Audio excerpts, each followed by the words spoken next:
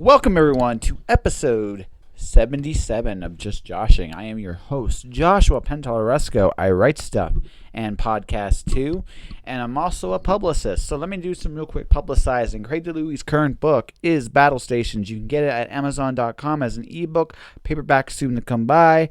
Chris Marr's latest book is Intersections, which is edited by the great Megan Hart. You can take a quick look at Chris's story and the others involving Ouija board, horror, and other depth-defying wonders. It's a great book. You should definitely check it out. All right, let's do this with some style and profile here. I've been really busy this week. I'm trying to finish a book, and I've been doing some freelance work. I've been doing a lot of other writing work. I did a little beta reading this week too. It's been a busy time.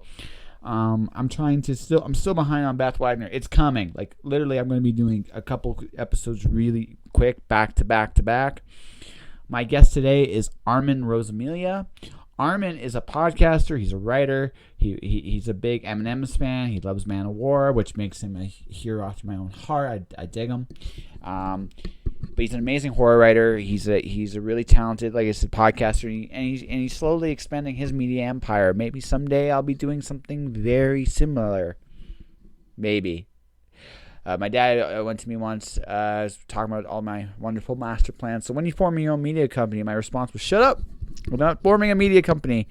It looks like I'm going to be forming a media company at some point down the road. So yeah. But that's the way it's going to go.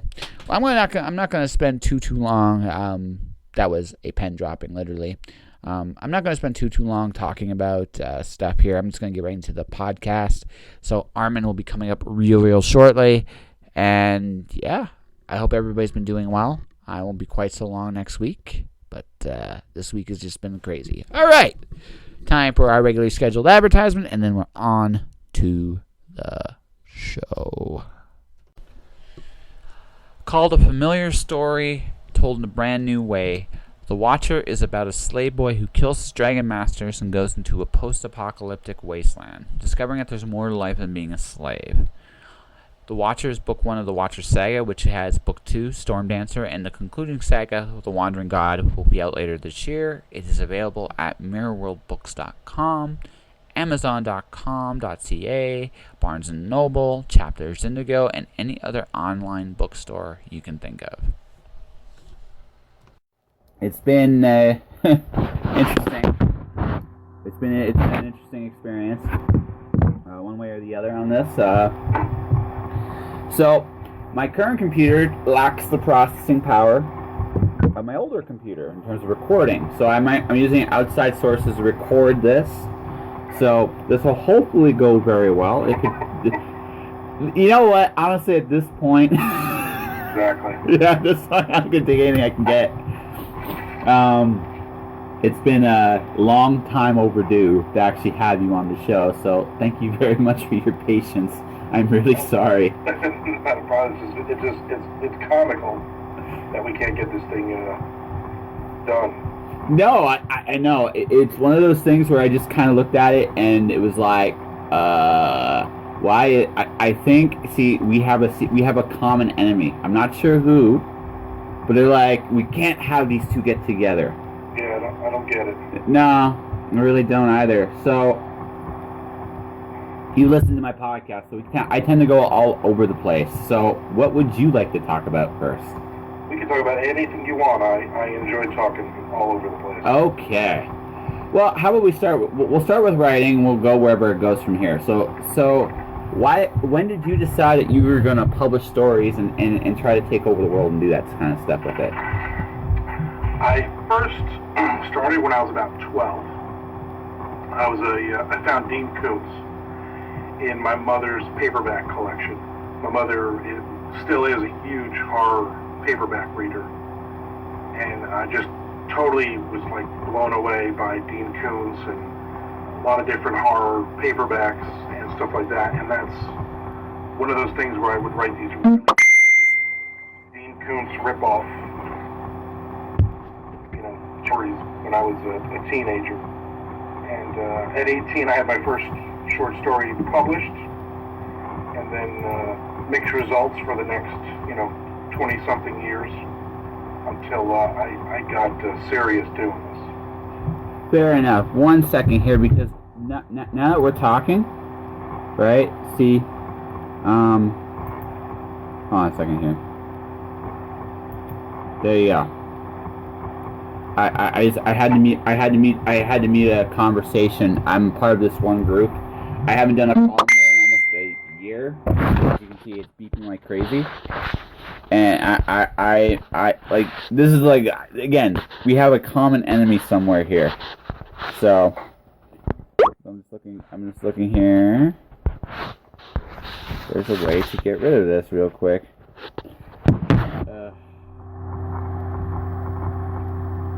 Okay, so hopefully, if it starts going nuts, I'm just going to, just hate the universe in general. That's all I can do. But no, it's really cool. For me, it was I got into Ray Bradbury at a young age. So my dad got me into science fiction a little bit by he introduced me to Ray Bradbury with the Martian Chronicles, and I really loved his writing. Like I love his shorts. All his short stuff's really like borderline brilliant. Later on in his life, when he's kind of repeating what he said as a younger age, you could make an argument, but there's still something that was very beautiful, and that's kind of what got me into it. So I mean, like, but with Dean Koontz, I haven't read too much of him, honestly. If I were to read him, where would you start? Well, you got to read the olds. You got to watch. You got to read, Watchers, and you have to read not the movie, but what is it, Phantoms, and some of his real old. A lot of his older stuff. When I read paperback, back in the '80s, was stuff that they were re-releasing because he had written a lot of action thrillers and different things under pen names, and he was getting very big, so they started re-releasing those under his name. So a lot of it wasn't just the horror stuff, which was great. Well, and I read a lot of thrillers. So it's not just horror stuff back then, which is great. Well, no, and he's definitely not just a horror writer. He's actually really, like I said, I haven't read too much of him, but what I have read, really, really talented dude. And like I said, that for me, that doesn't mean anything because he's really, really good. So what's your favorite kind of horror? I should ask that question because every horror author is a little different on that. I'm not a huge blood and guts extreme guy. I write some of that at times, but I'm not really a big fan of that. I want to be freaked out by characters, by just the human nature. I like characters that are doing stuff or getting scared, and I could get scared that way. Monsters and aliens and stuff like that is it. But really, when you get two people against each other and what they could do to one another, that to me is kind of frightening. I used to watch tons of horror movies as a kid, all the Friday the 13th and Halloween and all those, and I just got to the point where I really don't watch horror movies anymore. Well, okay, talking about horror movies, see, the stuff I really like in horror is like the Hitchcock stuff, because to me, he was the master of horror. It isn't the fact that horror, but in and of itself is what's going on is scary. It's the human imagination, and I really, really dug that with Hitchcock. He was really good at telling a story that didn't happen on the panel. So it made the monster even more terrifying than maybe it actually was. It worked really, really well with the concept. And I think that's what horror. Horror, I think, ultimately for me is I read this way back when in a magic column. Horror is ultimately about transformation, and I really like that idea because it just basically great horror is about making what is something that maybe is terrifying possible, even in just that context. And I think what happens with a lot of horror movies today is unless they're like something like fun, like Zombieland, because that's just a fun movie, right? Unless there's something like that, I find that the blood, guts, and the thrill, like the scare, there's no investment in any of these characters anymore. It's just, these are tropes, and let's just play them out, and you watch it, and you're just not scared, and sometimes you're laughing, and you shouldn't be laughing, but you're kind of laughing. So. Well, to me, it's the suspense. It's the, I don't need the gore. I don't need the crazy monsters and all that stuff. And it's not just horror movies. We watched a movie.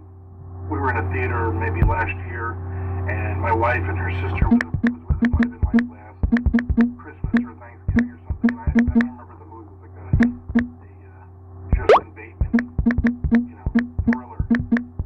And he's walking down this dark hallway, and we think there's a bad guy there. And I'm smiling because I know what's coming. I know they're going to give you the false. Yep. And a dog jumps out and hits the screen and barks. And my wife and her sister literally screamed and jumped, and the whole theater started laughing because these two were just like freaked out by this thing. But those are the fun things for me. That the jump scares like that, rather than guy in a hockey mask with an axe is chasing you through the woods. No, it makes more sense. Like I said, that stuff is truly scary. The movies today they're just not scary. Now again, sometimes they try to be fun, and when they're fun, it's a little different. You can just enjoy the ride, but you're not really getting scary. It's more like a nostalgia thing. Like when I was watching Freddy versus Jason, like neither of them are the same monsters like that were in Halloween and in Nightmare on Elm Street. No. Not anymore, not even close. They're part of the joke now, right? And right. Especially Freddy. Although he's an amazing actor. I mean, it's a completely different. It's a completely different thing, and it's one of those things where I just kind of look at it and go, that can be fun, but yeah, like real horror almost doesn't exist anymore unless you look at like independent movies. I mean, they're the only ones that still keep that language of cinema alive. So. And I don't watch any of those anymore. No. I don't watch really anything that's even considered horror. My wife makes fun of me because I would rather watch a Jennifer Aniston comedy rather than anything else. There's nothing wrong with that, though. Well, I write it all day. I'm invested in it in my head all day. All these horrible things that I'm trying to get down on paper for the most part that I want to step away. No, I get you. So what makes you laugh then? If you're curious, like what takes you completely out? Just comedies in general, or just anything? Yeah, I mean, I love comedies. I love lighthearted stuff. I love, I think I got a great sense of humor. I love joking around and BSing people and telling stories. And I read a ton of nonfiction is what I mostly read. So I learned over the last few years to distance myself, I guess, from it. The rule used to be, if I'm writing my zombie fiction, don't read zombie fiction. Yeah. Because I don't want any of it to bleed in. And the problem is, I started writing 3 or 4, 5 different books or stories at the same time across all genres. And it got to the point where I just couldn't read anything without it, being something that I was writing. And I really started doing like research into history and things for certain books, and I just loved it. And it was one of those catch-up things because as a kid I never read a ton of that stuff. I was very, very super focused. Like I would read like World War II books and stuff like that, but I would not much of anything else history-wise or biography-wise or anything. So I'm playing catch-up on a lot of that stuff over the last few years as I get older, and just loving that. And I get a lot of ideas. Just from reading those. Oh, absolutely. For me, but the era, I'm going to definitely get into more research now that I'm starting to do some of the same things. I'm starting to write all kinds of different books and all kinds of different genres. I can still enjoy fiction a little bit, but now it's I write such a different kind of stuff at this point that it's just like it is nothing. It's not the same thing at all. But with nonfiction, like the era that intrigues me the most is the 1930s, right before World War II. I just look at how inventive some of the people were back then, and some of the ideas and concepts that were being played with, and I'm just like, I'm blown away. Like that almost was a Renaissance period, and that to me would be something I'd like to, like, gives me tons of ideas of even today how things kind of go off and work. It's kind of amazing how history kind of inspires what goes on today. Oh, definitely. Yeah. So let's see here. You're a big music guy, so what are you listening to? I'm an old man. I'm 47, so for me, music stopped at about 1990. Okay. So I am a total metalhead, but mostly the 80s stuff. I'm a big thrash metal fan, Metallica, Slayer, old Metallica, not this new crap. Slayer, Anthrax, Overkill, stuff like that. And a lot of that stuff still, bleeds into my fiction. A lot of that stuff is background noise while I'm writing on. Bands that I listened to back then, Creator and Overkill and that stuff, they're still putting out new music, and I'm still listening to it. And I was lucky enough to grow up in New Jersey and get to see a ton of great bands back then live in their heyday. Twisted Sister before they got hugely popular, and Anthrax, and just tons and tons of a lot of local bands. No, I still have. I love some of the 80s. Like, I'm a big Manowar fan. I love Manowar. I love Manowar too. they're so over the top and fun, and it's like I see it, like, when I go to like a local show. Some of the 80s bands definitely inspire a lot of the metal bands today. Like they're almost trying to copy that, I guess, feeling, because a lot again every music evolves like everything else.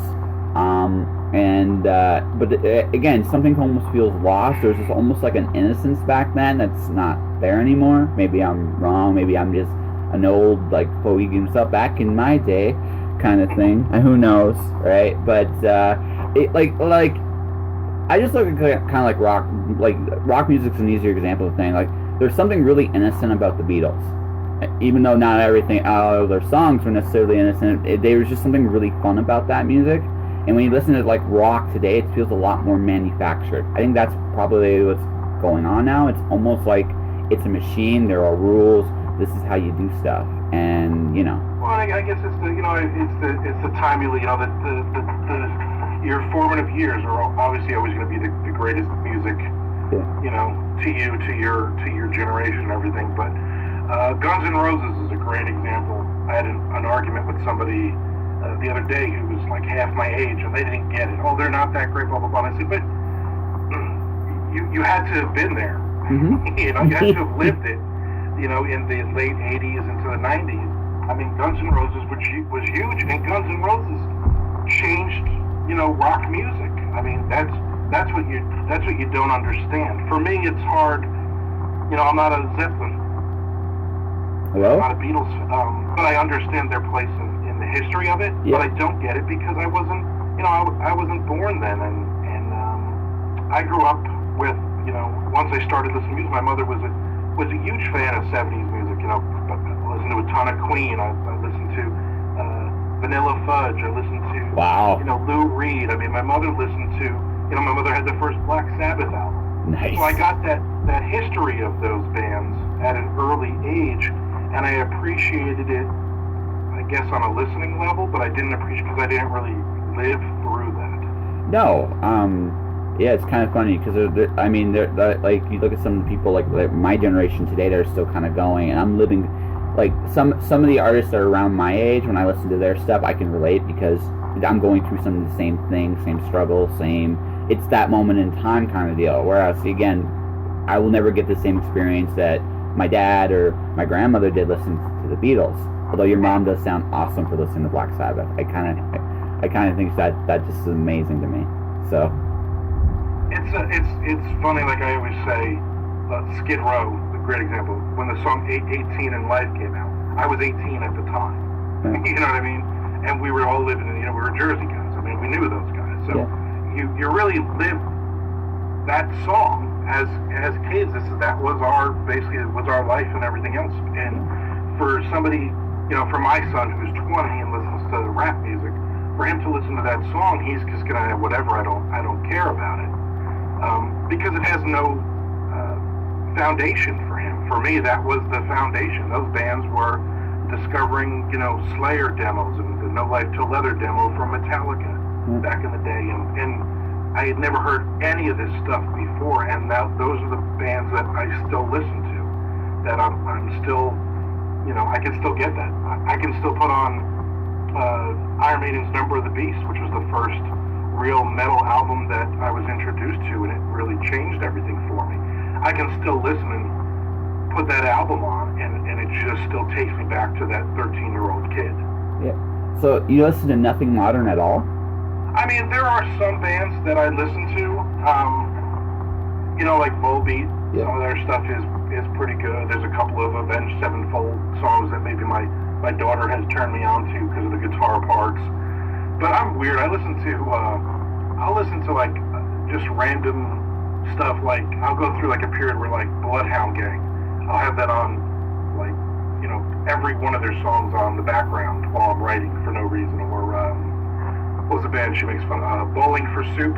Nice. Those guys. I mean, it's one of the I can put on like every one of their songs in a row, and it's just fun, poppy. Yeah. No, and that's it. I listen to, and I probably couldn't tell you half of their songs, although at this point I could probably sing all. Well. The funny thing is, like for me, I like listen like for my pleasure stuff, it tends to be more metal, but when I write, it's more contemporary. So when you listen to when I write, it's usually something like Lights or Diane Birch or something light, like kind of like contemporary love songs. Sometimes a little out there. If you ever listen to Lights, her style is very unique. But it's just amazing. Like everyone, all of us have kind of our quirks. So I guess my question then is, so when you write, then it tends to be lighter stuff, or is it just phases depending on where you're at? It depends. There's go-to bands for me. Yeah. If I'm writing more character-driven pieces, one band that kind of my safe band is a band from Jersey, Dramarama. Okay. That's been around forever. I guess their big song, which was a song called Anything Anything, has been covered about 7 or 8 different times. But they're the band because it's mellow. A lot of it is mellow. It's a rock sound, and it's unique to me. Mm-hmm. Very Jersey, and I'll put them on. I mean, I'll listen to them, and then at times I get into writing Dying Days. I'm writing a zombie horde scene or something, and I'm like, you know what? I'm gonna put on the new Slayer album. I'm gonna put on some hair metal. I'm gonna put on Junkyard or Poison or something random that really gets me going. I mean, when I used to write a lot of fantasy, obviously I used to listen to Man of War and Steel and Dragon Force and stuff like that. Dragon Force is awesome. Just saying. I started getting back into a lot of black metal stuff now lately, thanks to Chuck Buda. He writes listening to a lot of that, ethereal black metal stuff, and I started to get into, but I tend to get into the heavier stuff like Dissection and stuff like that. So I get into like the really dark Bathory and things like that, and I'll listen to a lot of that. But to me, it's background noise. I need the constant noise when I write. So if I'm home alone and nothing is on and the fan's not on and there's no noise, it drives me nuts. So I just usually jump on YouTube, and I have like about 8 or 9 different lists of albums or songs that I listen to. Fair enough.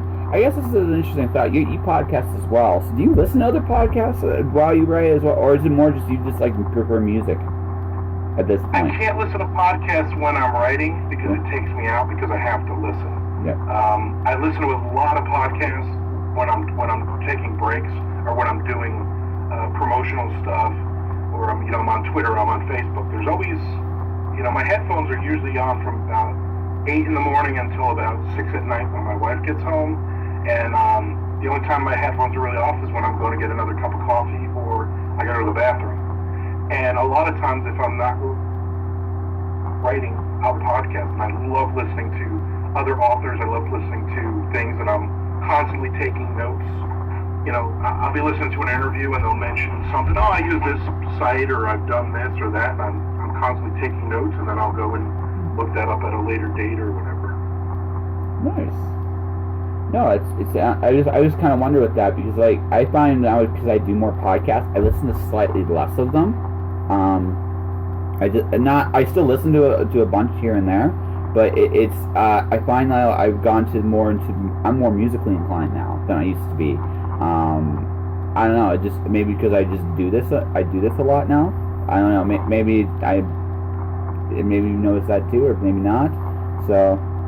Well, I mean, my time is definitely, my free time is definitely shrunk every day. With the writing and the promotion, and then I do 2 different podcasts, and then I run the podcast network itself. So I'm doing all the business management behind it now and all that. So if I can get one podcast in, maybe 2 during a day, I feel like I've accomplished something. So I pick and choose which ones I'm going to listen to. There's certain ones that I know every week. I know if they're steady and they come out on the same day and at around the same time, I can kind of set me, okay, 7 o'clock on Thursday is the Horror Show with Brian Keane, so I'm going to listen to that one every Thursday night, or Friday morning, first thing, while I'm still having my coffee, I'll listen to that hour and kind of get me in the mood, and it motivates me listening to other authors, and I listen to author interview ones or writing podcasts and stuff like that. I enjoy hearing what other people are doing, and it motivates me. That's good. No, I mean we all need it. Like that's like I get that when I interview people. Like the fact that like you've become a media mogul kind of sort of because of just now that you're running a podcast network. Did you set out to do that, or just this kind of just been falling in your lap as time goes on? I think it's I'm not surprised because it's always been something big, something in my head. I always knew that just writing wasn't going to do it. As for me, and I'm not talking about money-wise, I'm just talking about for me, for my head. I didn't just want to write. I want to be creative. I wanted to do other things. So I was an AM radio DJ for a while, then I was an FM DJ for a while, and then I started doing the podcasts and really enjoying doing the interviews and stuff, and doing a couple, and really doing a lot of work for the network that I was on, to the point where the guy running it basically said, I can't do this anymore. I'm too busy with my day job, and basically, do you want this? And we worked out a deal, and I took over the network and changed the name and updated everything, and having a great time with it. It's a lot of work. Oh, yeah. I think it's just a natural progression for me. The media empire, that's kind of the joke my friends and everybody has, but that's how I look at it. I want to be involved in all different aspects of media and everything else, and I want my name to get out there and do it. Well, for me, I just find that it's just a natural progression. One thing I've done poetry, I've done prose, I've done comics, and I've done like I'm doing podcasting myself. It's almost the same thing in one way, because it's like you're still telling stories, right? And it's just the kind of stories you're telling are a little different, and the presentation is a little different, but it doesn't really feel that different. And I found that for me personally, doing one strengthened myself in the other ones. It's not like, it's almost like a iron sharpens iron kind of concept. It's like you teach yourself this, and you make yourself better at your other things. It's a really strange how that works, but it does. Oh, and it helps from one, it's all being creative. It's all under that umbrella. But from one concept to the next, it's also helping you out. I look at it and I go, okay, me going to a book signing, me going to a convention and networking and meeting other authors, it's helping my career. Yes. And because then potentially their readers become my readers. At the same time, let me bring you on my podcast and interview you, because then I'm picking your brain. I'm learning some of the tricks, some of the things you're doing. And again, your readers are listening to the interview, and they might eventually become my readers. Yeah, and that's kind of how it continues to build for me, that a lot of people know me maybe from one or the other. I did an interview this morning on another podcast that the guy just sent me a message out of nowhere and said, you know what, I love listening to your podcast, and he didn't know a lot about my writing, which is great. And then I have other times where people say, I didn't even know you had a podcast. So you don't ever know where your listeners or where your readers are going to find you or where they're going to come in. It's the same with your books. Yeah, absolutely. Nobody's just if it'd be nice if a reader just came in and said, okay, I started with your very first book and I just went through and read all your books in order. It doesn't happen. No. They jump in somewhere random and then they kind of find their way. I'm actually going to be frightened when I see as I start to get bigger and meet more fans, because I do so many different things. It's one of those things I just look at. It's like if someone's just going to try to follow my career, they're going to be like, dude, you did like that. What does this have to do with this? I'm like, I don't know. I just wanted to do it. But you weave it all in. It's the brand. Yeah, exactly. No, that's a dirty word, but no, it's the truth. It's the reality today. Part of you. Well, it's the reality today. Look, I think it's always been like this to some degree.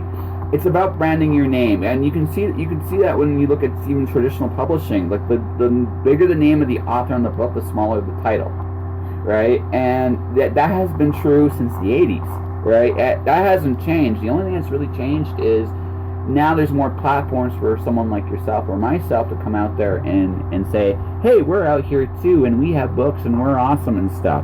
And I mean, I'm not quite that simplistic, but that's essentially what the goal is for everybody. It's not necessarily about the book, although the book should be good. It's about getting your name out there and people are aware that you exist, because then when they know you're out there. All of this that's available to us now that wasn't available 5 years and 6 years ago gets you those people who would have known nothing about you 10 years ago. Mm-hmm. At least now they know the name. Mm-hmm. And they're going to read that book. They're going to take that reader's going to take that shot and read one of those books. Absolutely. At that point, though, that book has to be great in order for them to read the rest of your books, and that's kind of the way I look at it. All this stuff is great, podcasting and networks and doing other interviews and doing book signings and doing all this stuff is great. But the real reason I'm making a living at this as a full-time author is because people enjoy my books, and that's the bottom line as well. So you absolutely not get lost in that part of it either. It all has to blend together, which I think is very important. And it's the biggest challenge too, because again, this goes back to something you talked about earlier, time in the day. It's so hard now to really balance all that, because how much do you put in marketing, how much do you put in writing, how much do you put in here? It's a real challenge, and I think I'm like I said, and the people that do it the best are probably going to be the most successful, and that's what I'm trying to do, and that's what you're trying to do. So I think we got a pretty decent conversation. So and we made it. Like, no lightning came down. No. We're not done yet. Don't jinx it. Don't jinx it. Okay. So all right. So in that case, what's coming up for you, and how can people reach you? You can reach me at armandrosamilia.com. You can also go to author Armand Rosamilia on Facebook. I am on Twitter at Armand Author. You can find me there. You can also find me at projectentertainmentnetwork.com, which has the Armcast podcast and the Mondo Method podcast, as well as all the other ones. And I have a ton of stuff coming out. I'll have, at the end of this month, I will have 3. My crime thriller will be out. Green River Blend 3, which is my horror series about coffee, will be out from Devil Dog Press at some point, probably in the next couple of months. Dying Days 8 will be out in June. I just completed a book with Jay Wilburn called Yard Full of Bones. It's a traditional horror novel that we'll start sending around to publishers and seeing if we can get a bite on it. And just always writing, always doing stuff. Awesome. And that, we made it. We made it. I hold on a sec here. Thanks, Armand. You want to check out Armand's podcasts that he does on a regular basis. He does 2 of them. The first one he does is the Armcast, the Dead Sexy Horror podcast, where he interviews authors and other creative people on his show. I've been a guest on that show. It was really, really, really a pleasure to be part of that. And then there's the Mondo Method podcast, which co-hosts Chuck Buda, which specifically talks about writing and publishing. You should check them out. His current work includes The Devil's Guest, an extreme horror novel, which is, he wrote a chapter. He's one of the many co-writers of the book. It's a really neat little concept. You should check it out. His most recent 2 books where he's written, United States of Apocalypse, co-written with Mark Tuffo. Yeah, I'm hoping I said that right. Sorry, Mark. And Dirty Deeds, which is also written by him as well. I want to thank Armand. I want to thank everybody for listening to the show, whether it's through here or through iTunes, as you can now listen to the show there. Beyond all that, check out my books, The Watcher, Storm Dancer, courtesy of Mirror World Books. You can check it out on their website, mirrorworldbooks.com, or through Amazon or any other place where books and ebooks are sold. You can get it. Beyond that, you can check out my newsletter, The Pants Line, at tinyletter.com/jpentalleresco, JPANTALLERESCO. And beyond all that, guys, I want to thank you guys very much for listening to the show. I hope you subscribe. But beyond all that, stay inspired out there. Don't do anything I wouldn't do, whatever that is. All right, guys, take care. Josh.